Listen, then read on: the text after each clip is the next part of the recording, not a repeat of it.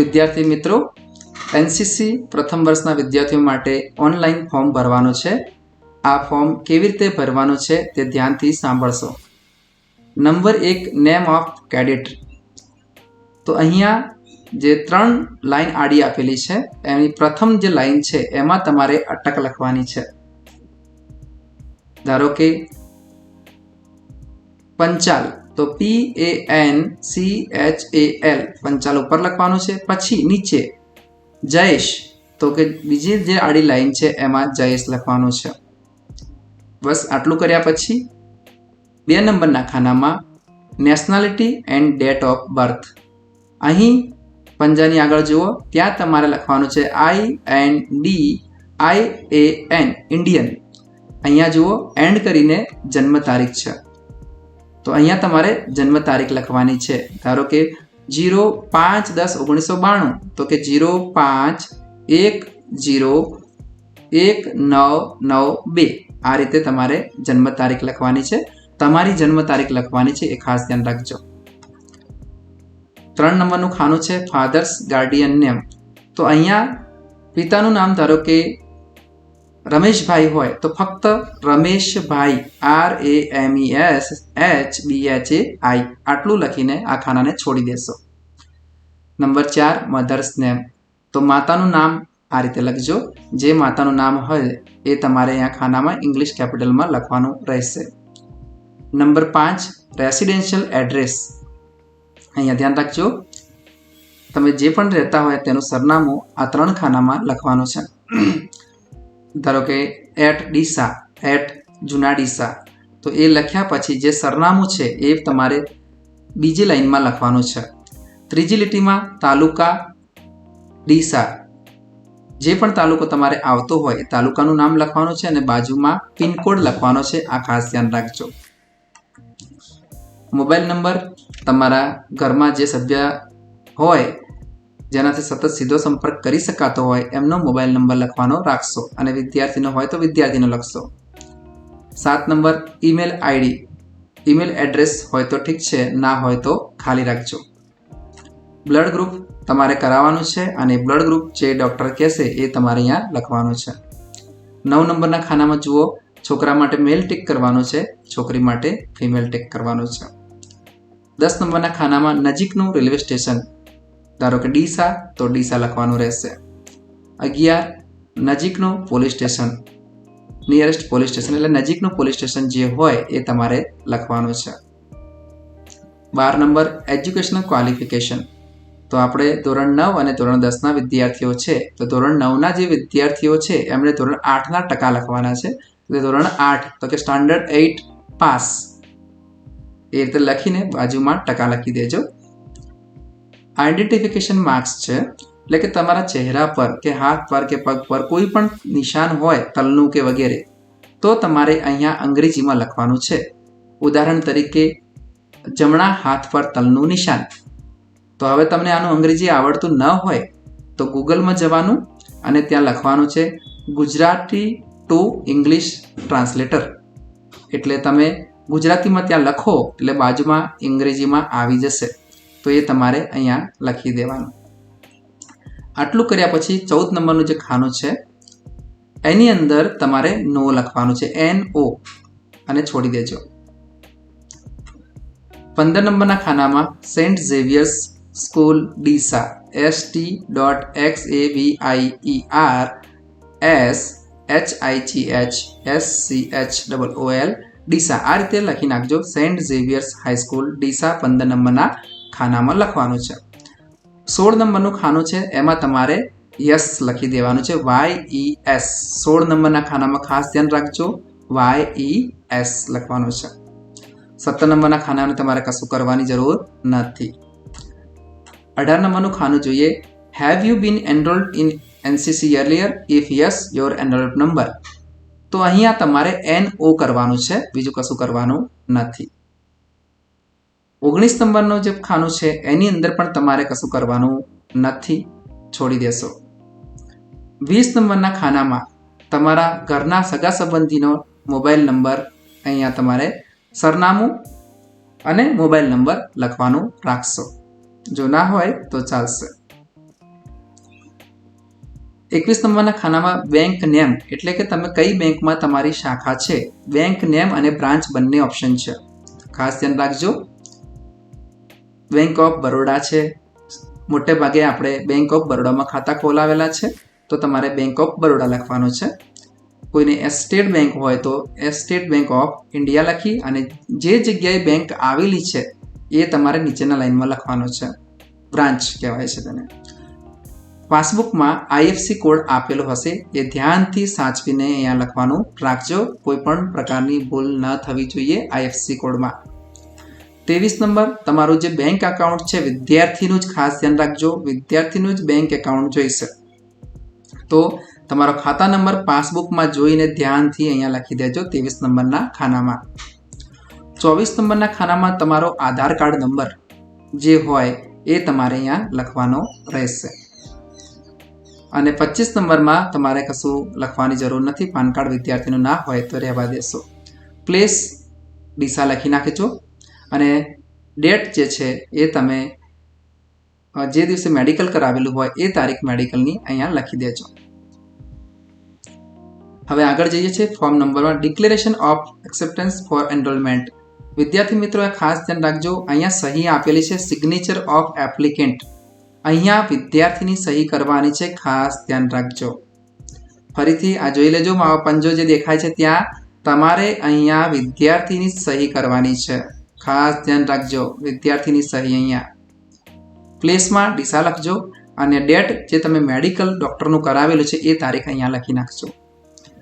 ઉપર જે છે 2 નંબરમાં ધ્યાનથી જુઓ, આઈ કરીને ખાલી જગ્યા છે, એમાં વિદ્યાર્થીની અટક અને વિદ્યાર્થીનું નામ, બસ આટલું લખો. 3જા નંબરના ખાનામાં પણ વિદ્યાર્થીની અટક અને વિદ્યાર્થીનું નામ લખવાનું છે. બસ 2જા અને 3જામાં વિદ્યાર્થીનું નામ લખ્યા પછી અહીંયા વિદ્યાર્થીએ સહી કરવાની છે. હવે આગળ જઈએ. હવે અહીંયા જુઓ ડિક્લેરેશન ઓફ બાય પેરેન્ટ લખેલું છે. ખાસ ધ્યાન રાખજો, અહીંયા પિતાનું નામ આવશે અને પિતાની સહી આવશે. તો અહીંયા 2 નંબરના ખાનામાં પિતાની અટક અને પિતાનું નામ લખવાનું છે. પછી અહીંયા જે ઉપર તારીખ અને સ્થળ લખ્યું છે ડીસા અને તારીખ એ લખી દેજો. અને અહીંયા વાલીએ સહી કરવાની છે. ફરીથી કહી દઉં છું, સિગ્નેચર ઓફ પેરેન્ટ એટલે કે વાલીની સહી અહીંયા થવી જોઈએ. ખાસ ધ્યાન રાખજો. સર્ટિફિકેટ લખેલું છે સિગ્નેચર ઓફ એનરોલિંગ ઓફિસર. અહીંયા કશું જ કોઈ વિદ્યાર્થી કરવાનું નથી.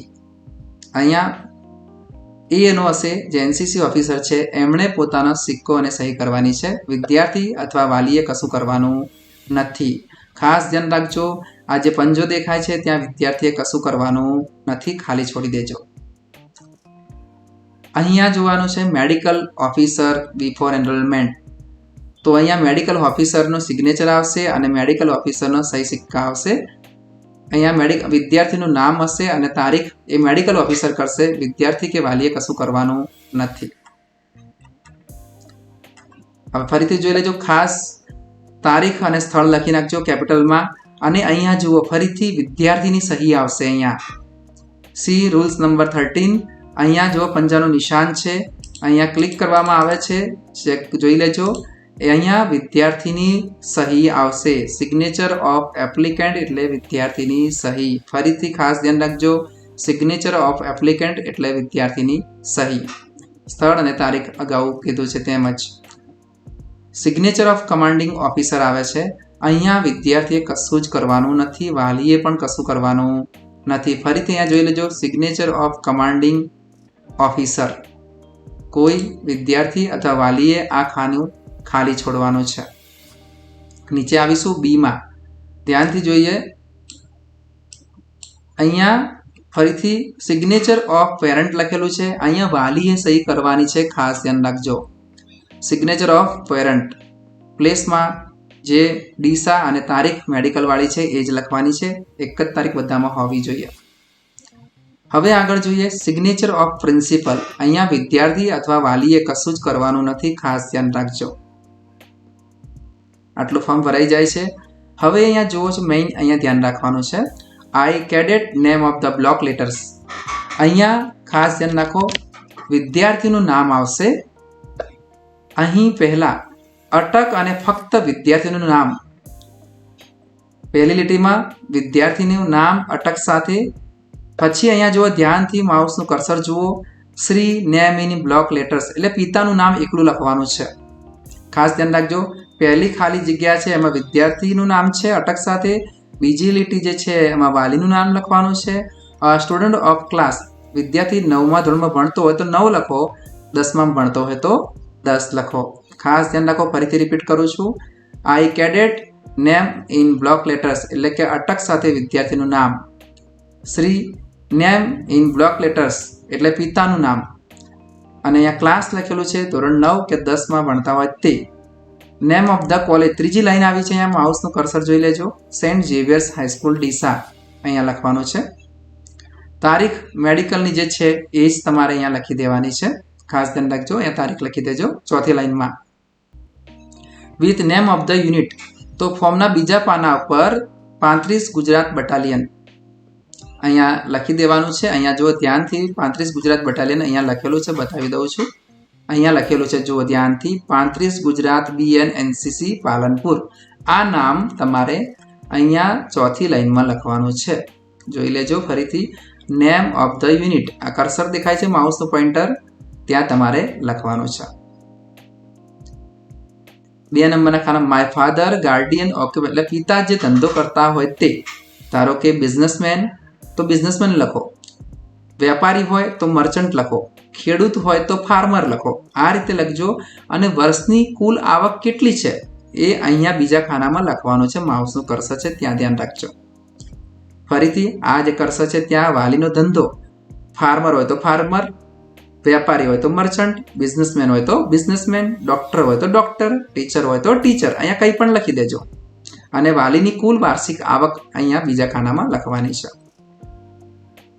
હવે અહીંયા વારસદારમાં છે, સિરિયલ નંબર 2 ખાના આપેલા છે. નંબર 1 લખો, નેમ ઓફ ધ નોમિની એટલે બાળકના પિતાનું નામ લખી દેજો, પિતાની ઉંમર અહીંયા લખો, અને રિલેશન વિથ ધ ફાધર જો પિતા હોય તો અહીંયા ફાધર લખો, કર્સર છે ધ્યાન રાખજો. પિતાનું એડ્રેસ અહીંયા લખી દેજો, અને અહીંયા 100% લખી દેજો. જે percentage of financial assistant payable છે અહીંયા 100% કરી દેજો. માતાનું નામ લખવાનું તો માતાનું લખો, નોમિનીમાં પિતાનું નામ લખવું તો પિતાનું. ફરીથી રિપીટ કરજો. સિરિયલ નંબર 1 ધારો કે પિતાનું નામ લખો, પિતાની ઉંમર લખો, અહીંયા ફાધર લખો, અહીંયા ફાધરનું સરનામું લખો, અને અહીંયા 100% કરી દેજો. ખાસ બીજું કંઈ કરવાની જરૂર. હવે અહીંયા ફૂલ સિગ્નેચર ઓફ ધ કેડેટ અહીંયા વિદ્યાર્થીની સહી કરવાની અને વિદ્યાર્થીનું નામ લખી દેવાનું. 5 નંબરમાં ફરીથી ધ્યાન રાખજો, ફૂલ સિગ્નેચર ઓફ કેડેટ તો વિદ્યાર્થીનું નામ લખો અને સાથે સહી કરો. બાજુમાં ડેટ અને પ્લેસ લખેલું છે તો તારીખ અને સ્થળ ડીસા લખી દેજો. હવે અહીંયા આવીએ છીએ, અહીંયા પિતાનું નામ આવશે સેક્શન 2. ખાસ ધ્યાન રાખજો, બાળકનું નામ નથી આવતું, અટક સાથે પિતાનું નામ અહીંયા લખવાનું છે સેક્શન 3માં. ઉપર કશું કરવાનું નથી સેક્શન 2માં, ધ્યાન રાખજો. Signature of PTO head of institution અહીંયા વિદ્યાર્થી અથવા વાલીએ કંઈ કરવાનું નથી. સેક્શન 3માં આવ્યા, અહીંયા જોઈ લેજો. અહીંયા પિતાનું નામ લખવાનું છે, ખાસ ધ્યાન રાખજો, અટક અને પિતાનું નામ. હવે અહીંયા ડેટ અને પ્લેસ લખેલું છે. વાલી ખાસ ધ્યાન રાખજો, અહીંયા વાલીએ સહી કરવાની છે, વિદ્યાર્થીએ કરવાની નથી. Full signature of father mother and guardian તો અહીંયા વાલીએ સહી કરવાની છે.